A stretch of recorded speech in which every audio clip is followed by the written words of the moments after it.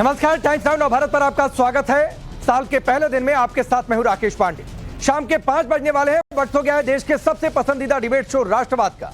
राष्ट्रवाद यानी देश से बढ़कर कुछ नहीं। सबसे पहले आपको नए साल की शुभकामनाएं। और अब सवाल कि यूपी के सीएम योगी आदित्यनाथ के नारे और सनातनी प्रण ने 2024 में तो हवा बदल दी। क्या 2025 में भी योगी का नारा ऐसे ही सुपरहिट रहेगा या फिर अखिलेश यादव इसकी कोई कार्ड खोजने में कामयाब होंगे? सवाल यह भी है कि योगी सनातन के नाम पर अलग जगह रहे तो क्या ओवैसी भाईजान वक्फ के नाम पर भड़काने में लगे? नए साल पर संभल के कार्तिकेय महादेव मंदिर में भक्तों की भीड़ उमड़ी है।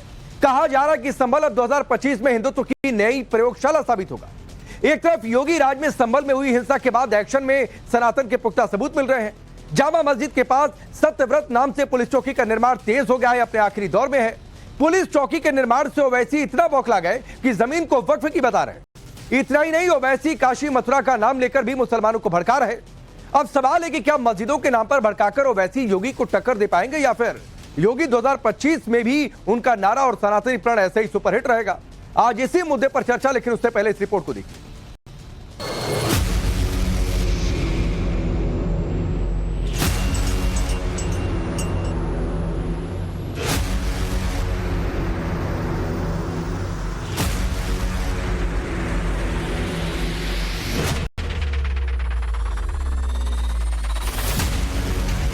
आज से नया साल 2025 शुरू हो गया। नए साल पर ये तस्वीरें उसी संभल की हैं जहां 24 नवंबर को हिंसा हुई थी, लेकिन आज संभल की तस्वीर बदली है। खरगोसराय के कार्तिकेय महादेव मंदिर में सिर्फ संभल से नहीं बल्कि किष्किंधा, रामपुर और सिरसी से लोग आ रहे। आज की ये तस्वीर सनातन विरोधियों को परेशान कर रही होगी।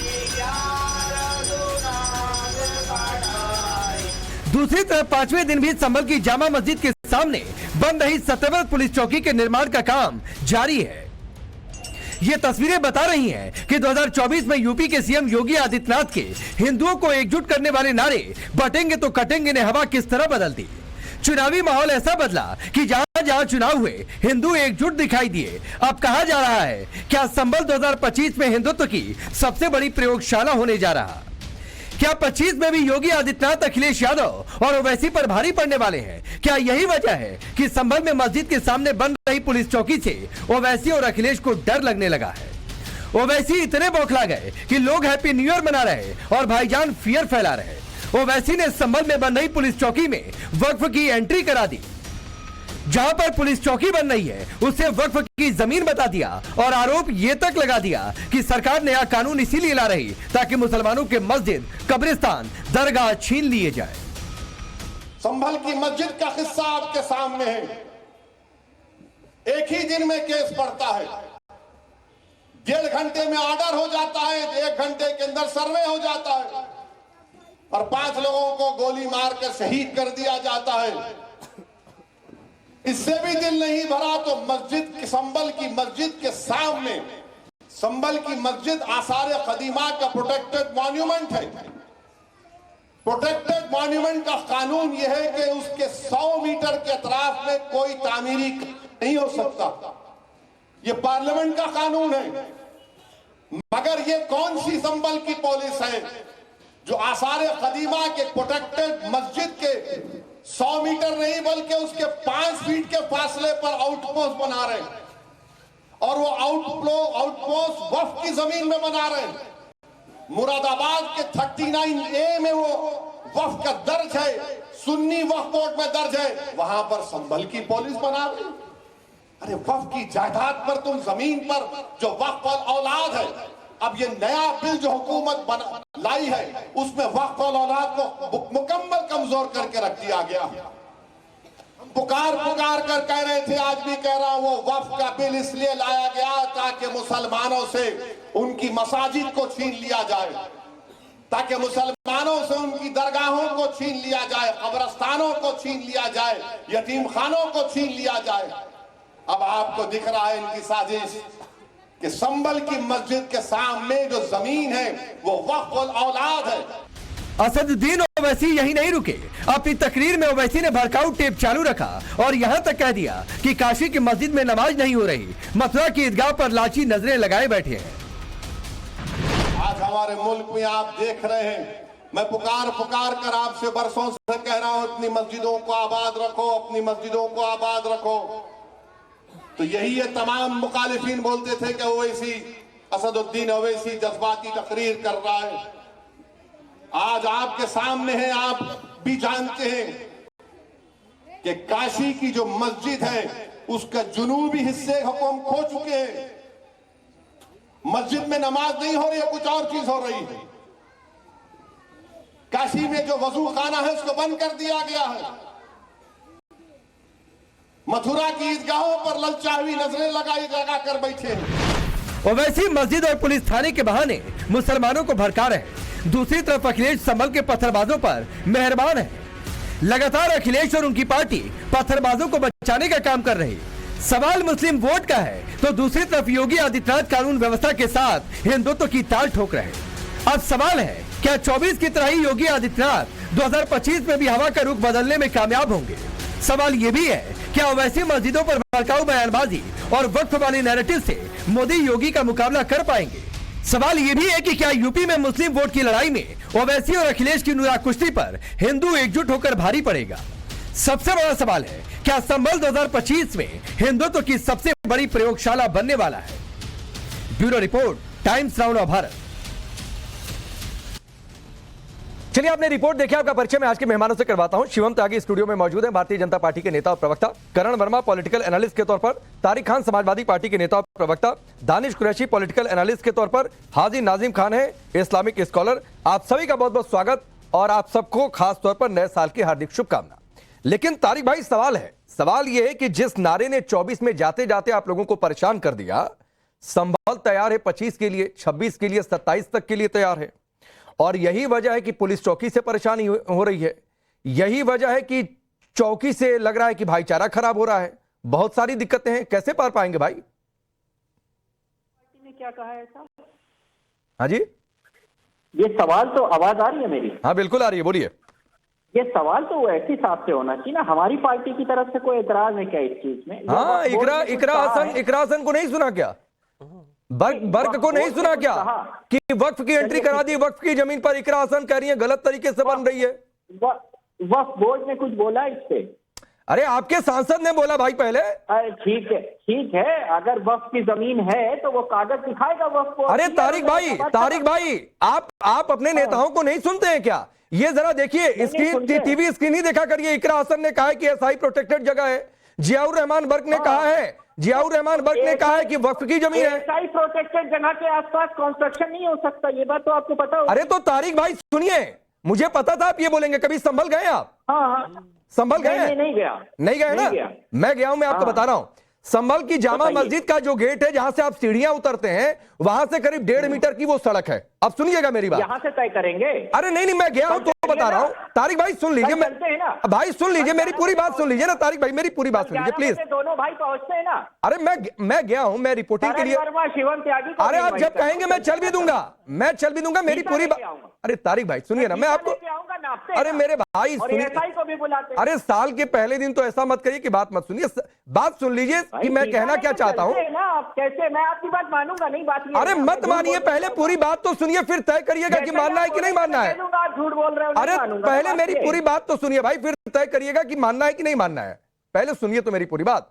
आप जब जामा मस्जिद की सीढ़ियों से उतरते हैं तारिक भाई, तो 1.5-2 मीटर की करीब सड़क होगी, थोड़ा बहुत ऊपर नीचे हो सकता है, मैं एग्जैक्ट नहीं बता रहा हूं। वो सड़क है, वहां से 1-2 मीटर आप जब आगे बढ़ेंगे तो जो जगह है वहां पर ये पुलिस चौकी बन रही है। अब जो 1.5-2 मीटर की जो मैं सड़क बता रहा हूं, उस सड़क के ठीक और उस और घर है।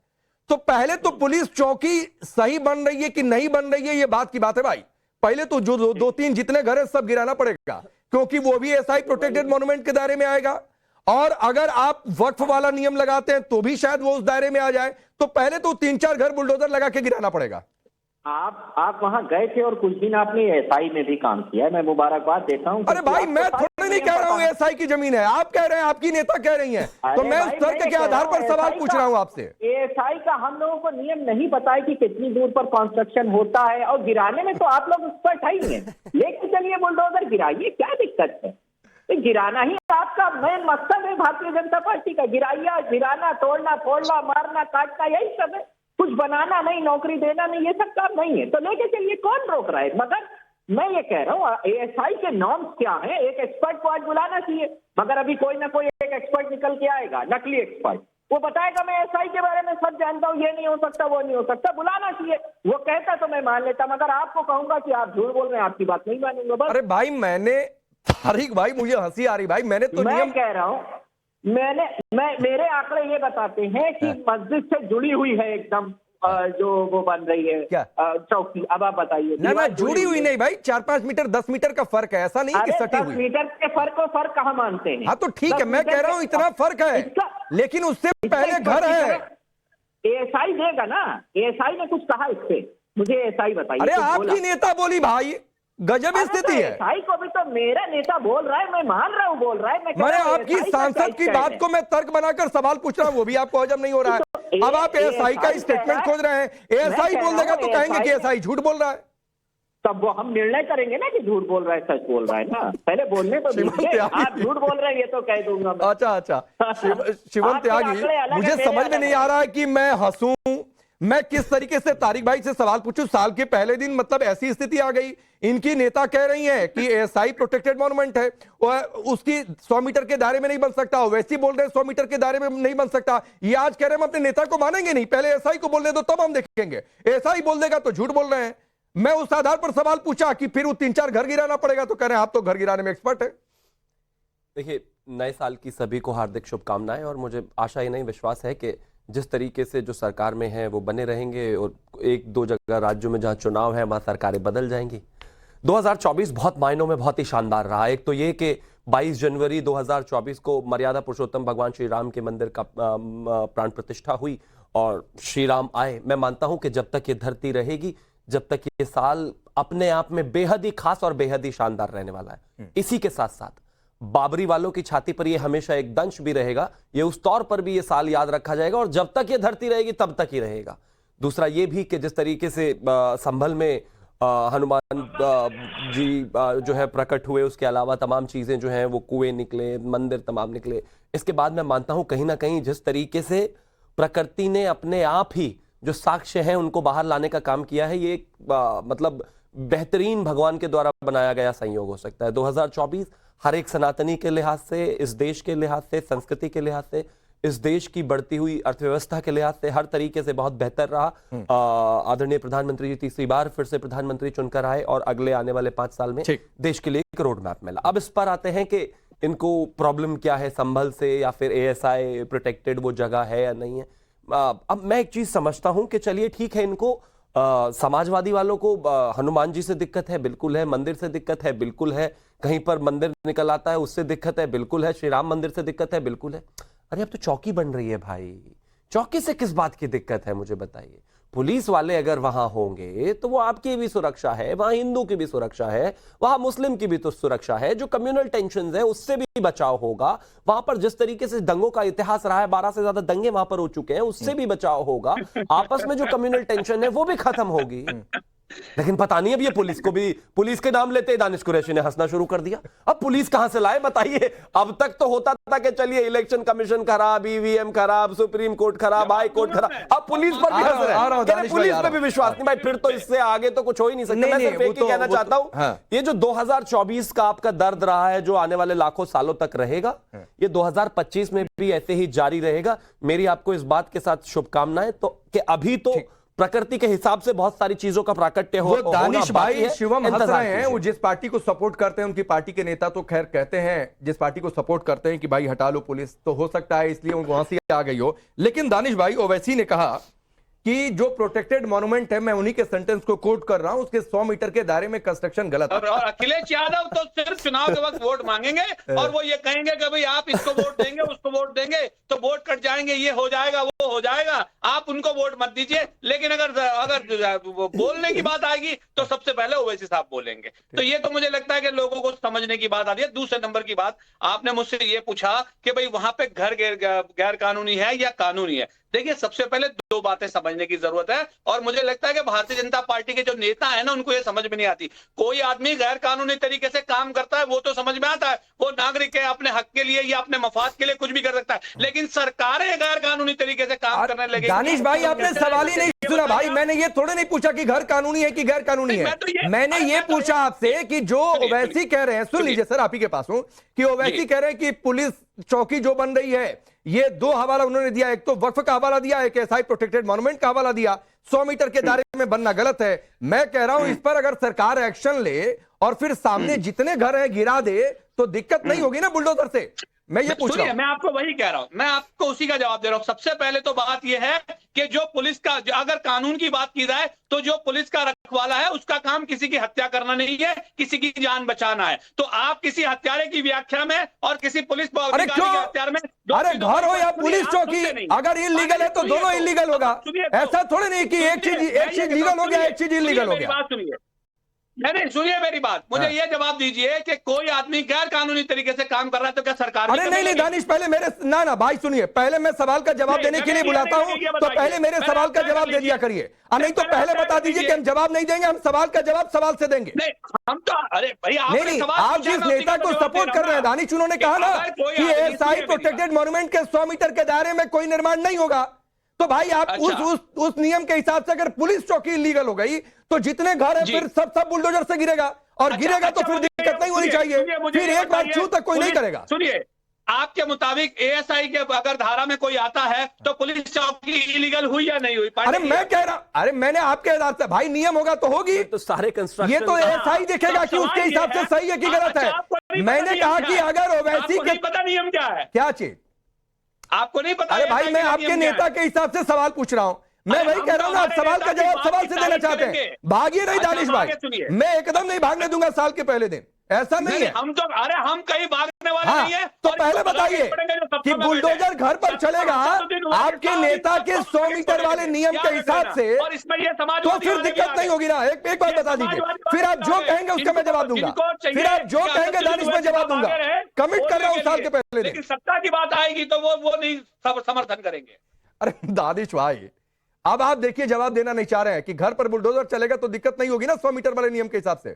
मैं तो आपको ये कह रहा हूं, सुनिए मेरी बात। अच्छा, इस बुलडोजर के बाद ये पुलिस चौकी का बुलडोजर गिर जाएगा? अरे भाई ये पहले आप बताइए ना घर वाला, मैं तो आपसे मतलब आपको दिक्कत पुलिस चौकी से है? काम चल रहा है, सुनिए। नहीं ठीक है, मैंने दानिश भाई, चलिए 20 सेकंड और बोल लीजिए, चलिए बोलिए। सुनिए, अब मैं ये कह रहा हूं कि चौकी का काम चल रहा है, आप बुलडोजर चलाइए और चौकी भी गिराइए, गिरा के बताइए। चलिए, अरे भाई फिर क्या करेंगे? चलिए ठीक है, करण वर्मा, मैंने 2-3 मिनट लगाए, और 2-3 मिनट सिर्फ इसलिए लगाए ताकि ये मैसेज अगर दानिश के मन में है तो वो जाए। और क्या ये मैसेज गया कि दिक्कत इनको सिर्फ पुलिस चौकी से है, पुलिस के लोगों से है? पहले से मानसिकता रही है कि पुलिस को हटा दो। राकेश जी 2 मिनट जरा दीजिएगा, कुछ महत्वपूर्ण मुद्दे हैं, जरा क्लियर कर लें। पहले तो बात इन्होंने जो पुलिस चौकी की करी, भाई पुलिस चौकी से किसको डर लगता है? चोरों, उचक्कों, इन्हीं सबको तो डर लगता है ना पुलिस चौकी से। और ये तो वो पार्टी को सपोर्ट करते हैं जिन्होंने कहा था भाई 15 मिनट के लिए पुलिस हटा दो, फिर देखो नजारा क्या होता है, 80 बनाम 20। तो जिन्होंने ये बात करी हो, आज उनको पुलिस चौकी से दिक्कत है, बड़ी हैरत होती है। अरे दूसरी बात, एक सेकेंड, भाई क्या इनको याद? अच्छा दानिश, पहली बार कोई बोलता है उसको सुन लीजिए, मैं क्रॉस करता हूं, एक अलग बात है, एक बार सुन लीजिए। दूसरी बात मैं आपको बताऊं राकेश जी, आपकी जनता को पता होना चाहिए कि ये जो ओवैसी हैं, जो कि बहुत बड़े बैरिस्टर बनते हैं और जिससे लोगों को लगता है बड़े ज्ञानी व्यक्ति हैं, इन्होंने किस तरह से, अरे सुन लीजिए, आपकी पोल खोल रहा हूं मैं दानिश जी, आपकी पोल खोल रहा हूं, 2 मिनट जरा चुप होकर सुनिए। आपको देख रही हो तो मैं दिखा दूंगा। अरे भाई क्या तरीका है ये? दानिश भाई सुनिए ना, साल का पहला दिन सर अच्छा नहीं लगता है ना?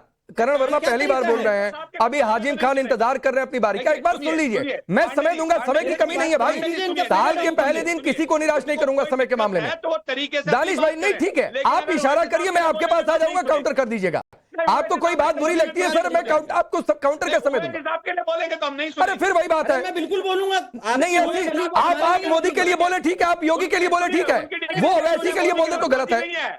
उनकी डिग्री फर्जी, मोदी की तरह फर्जी नहीं है। ठीक है, अभी रुक जाइए प्लीज, करण वर्मा को ये सुनिए। कोई बात नहीं, करण वर्मा को जी, सुनिए, सिर्फ करण वर्मा की आवाज बोलिए। करण जी आधा बैरिस्टर कह दो, कोई बात नहीं, उनको भी जी, अच्छा जी, लग जी। जाएगा। नहीं नहीं, मैं जरा बता रहा हूं क्यों, किस तरह से उन्होंने गुमराह किया। उन्होंने कहा कि 100 मीटर के रेडियस में कुछ नहीं बन सकता। 1958 का कानून ये जरूर था आर्कियोलॉजिकल साइट्स का कि 100 मीटर के रेडियस तक नहीं बन सकता, पर 2017 में उसी लोकसभा में जहां ओवैसी बैठते हैं, उन्होंने एक कानून पारित किया जो कि है ancient monuments and archaeological sites and remains amendment bill 2017, जिसके बाद से सरकार इंफ्रास्ट्रक्चर प्रोजेक्ट्स उठा सकती है 100 मीटर के रेडियस में। ये मैं झूठ बोल रहा हूं, आपके सामने रख रहा हूं मैं, टाइम्स ऑफ इंडिया की रिपोर्ट है, आप अगर देख सके तो। अरे मतलब लोकसभा की बात झूठी हो गई। मैं जानबूझकर इस लॉजिक पर नहीं आ रहा था। नहीं रुकिए रुकिए दानिश, दानिश रुकिए। करण, अरे रुकिए, आपके कहने से दानिश थोड़ी नहीं सही होगा कि आज झूठ है कि क्या सच है। दानिश, दानिश दानिश रुक जाइए ना भाई। करण वर्मा, मैं चाहूंगा जिस अमेंडमेंट का आप जिक्र कर रहे हैं, एक बार फिर से जरा 30 सेकंड उसको जनता के सामने इलेबोरेट करिए। बिल्कुल बिल्कुल बिल्कुल। क्या ये पहले था, अब क्या हो गया? 2 जनवरी 2018 को टाइम्स ऑफ इंडिया ने भी इसको छापा, लोकसभा ने उस ट्यूसडे को पास किया था जब ये था 2 जनवरी 2018, ancient monuments and archaeological sites and remains amendment bill 2017, which allows government, मैं एग्जैक्ट शब्द पढ़ रहा हूं, to take up infrastructure projects within 100 metre prohibited territory around protected monuments. झूठी बात कर रहे हैं आप, बिल्कुल झूठी। कैसे झूठी?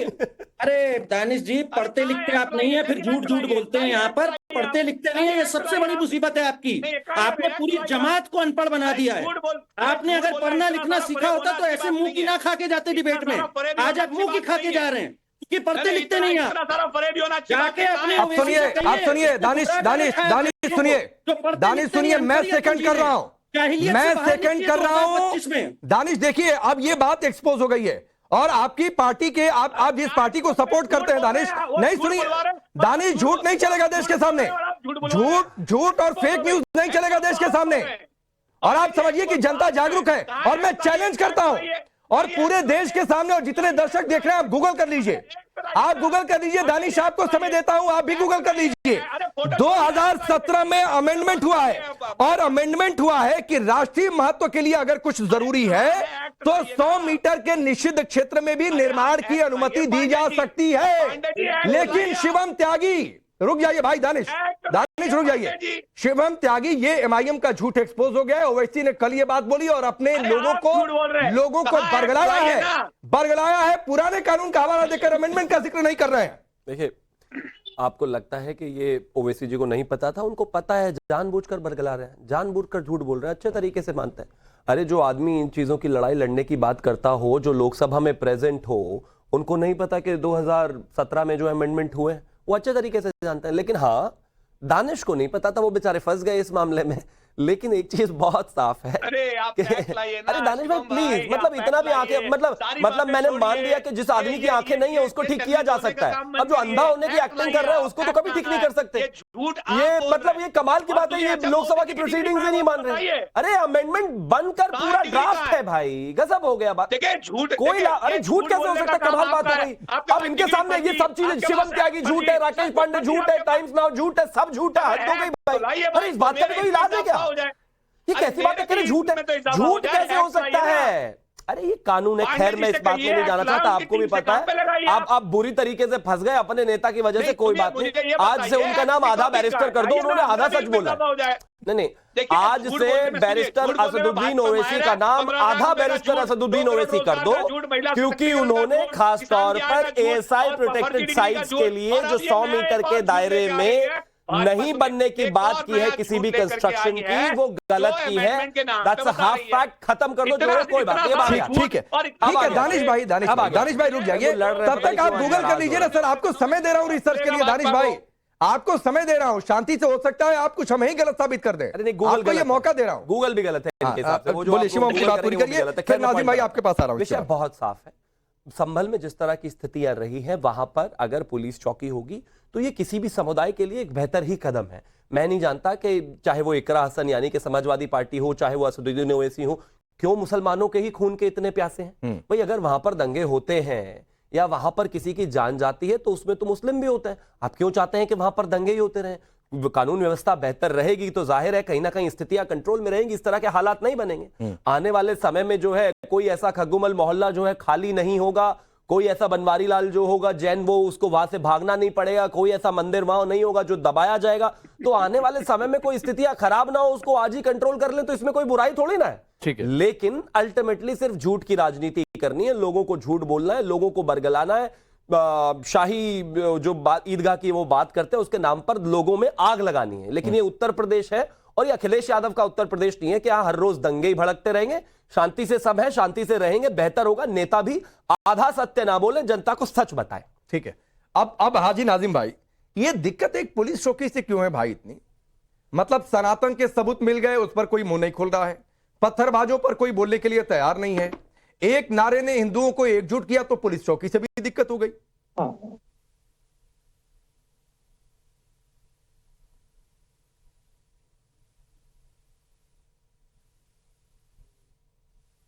बोलिए नाजिम। राकेश भाई, मेरी आवाज आ रही है आपको? बिल्कुल आ रही है, आ रही है। हाँ राकेश भाई देखिए, अभी आपने कहा कि संभल के शाही जामा मस्जिद के सामने जो पुलिस चौकी बनी है उससे क्या आपत्ति है। भाई देखिए, अभी शिवम भाई भी ये कह रहे थे कि पुलिस चौकी बनेगी तो यहाँ सुरक्षा मिलेगी, यहाँ पे देखिए मस्जिद को भी मिलेगी, हिंदू भाई को भी मिलेगी। तो मैं शिवम भाई आपको एक बात बता दूं, बाबरी मस्जिद को सुरक्षा के लिए कितनी पुलिस फोर्स लगाई गई थी, कितनी बटालियन लगाई गई थी, फिर भी क्या हुआ, बाबरी मस्जिद को शहीद कर दिया गया। बताइए शिवम भाई, इतनी फोर्स लगाने के बाद भी बाबरी मस्जिद सुरक्षा नहीं हो पाई।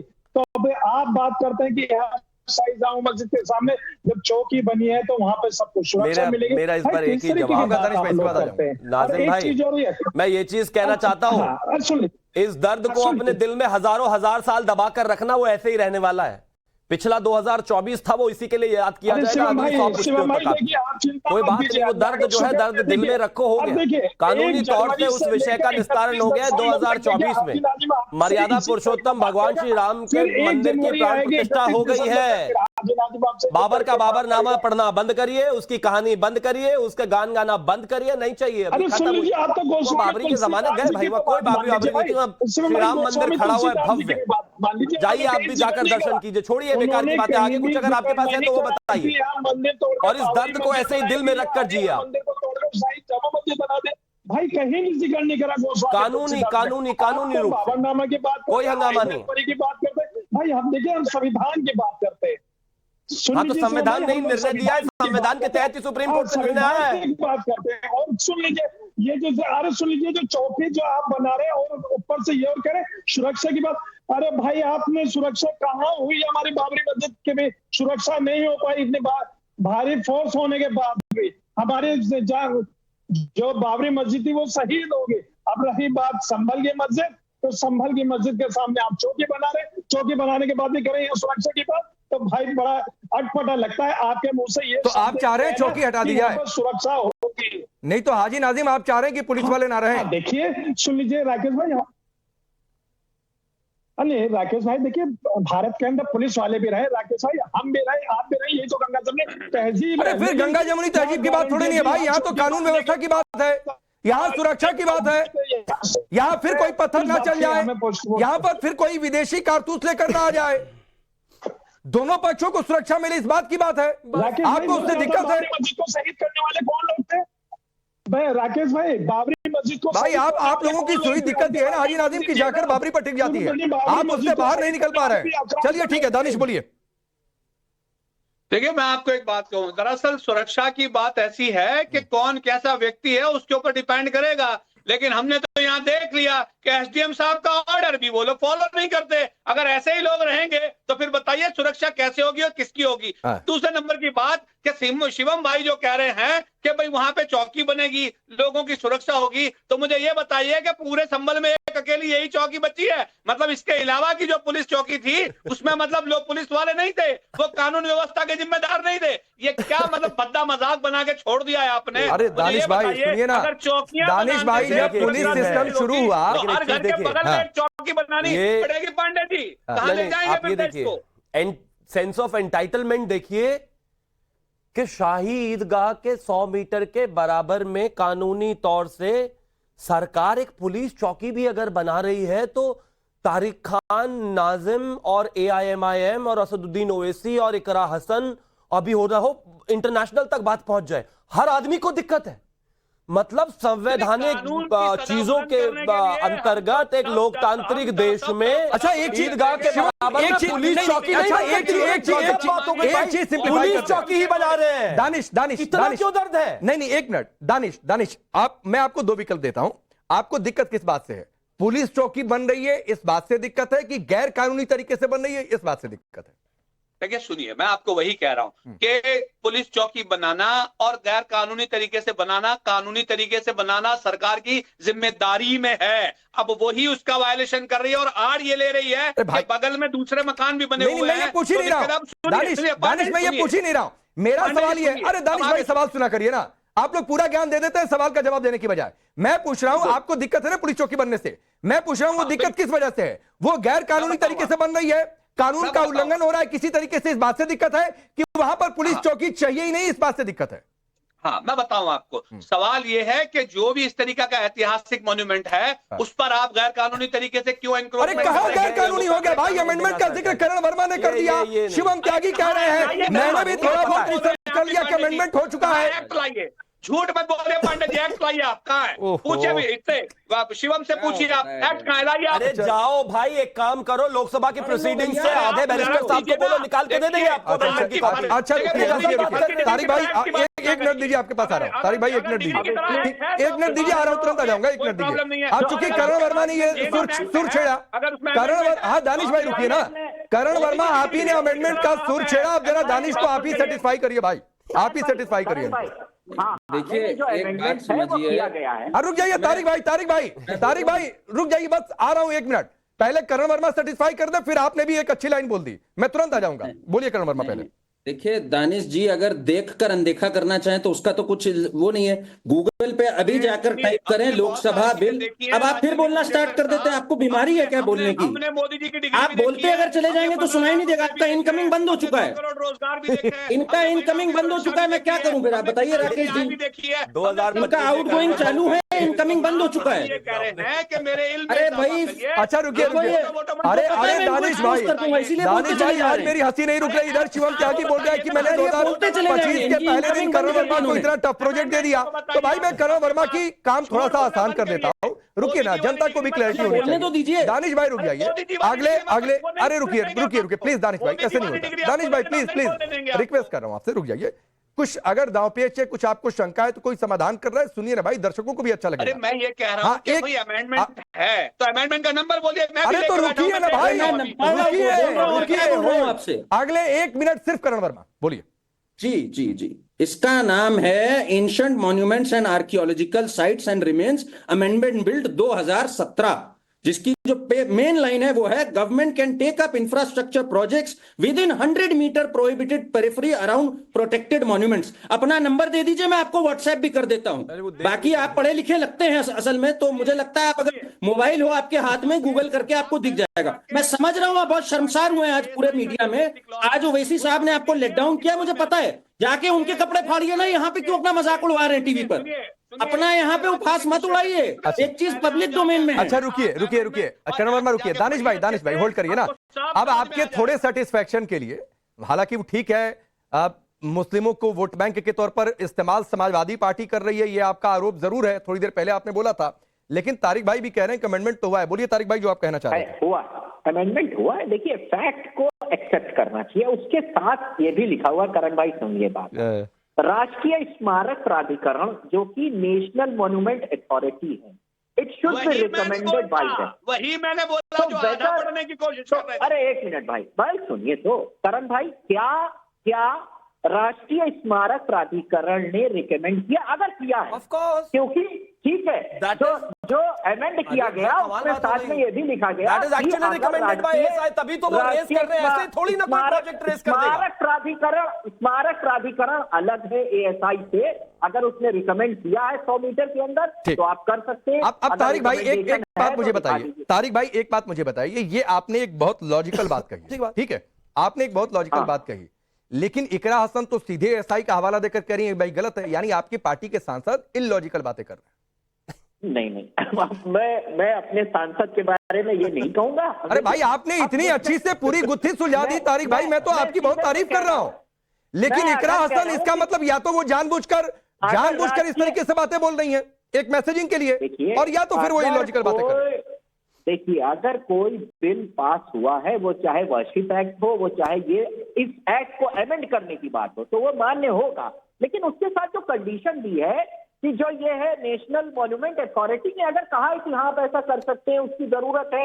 हाँ, तो ये सवाल उठाइए ना तारिक भाई, ये आपका सवाल वाजिब हो सकता है कि ले आओ भाई, दिखाओ एएसआई का रिकमेंडेशन लेटर, कोई सबूत तो कि एएसआई ने दिया, तो फिर भी बात समझ में आ रही है। राष्ट्रीय स्मारक प्राधिकरण ने कुछ नहीं कहा है अभी इसके बारे में। अरे भाई, ये आपको थोड़ा नहीं पता है, ये तो एएसआई से पूछना पड़ेगा ना तारिक भाई। अरे भाई, तो हम पूछ रहे हैं ना, तो हम लोग पता लगा के कल फिर बैठते हैं, हाँ यस, हाँ ये आपकी लॉजिकल बात है, पता लगाइए, कल फिर रखिए डिबेट। अब फिर अरे कल आप पहले पता तो लगाइए, पहले पता तो लगाइए, पता लगाइए, हमको भेजिए, हम फिर कर लेंगे इस पर चर्चा और पूछ लेंगे सवाल, इसमें क्या दिक्कत है? पता लगाएंगे, पता लगाएंगे। अच्छा, ठीक ठीक ठीक, साथ आया जाए, अगर सच है तो माना जाए उसकी। अच्छा चलिए, एक बात और बता दीजिए, ये तारिक भाई लगे आप, एक बात और बता दीजिए, आ रहा हूं दानिश भाई, 30 सेकंड और तारिक खान को, ये वक्फ वाली एंट्री आप लोग जानबूझ के करा देते हैं क्या?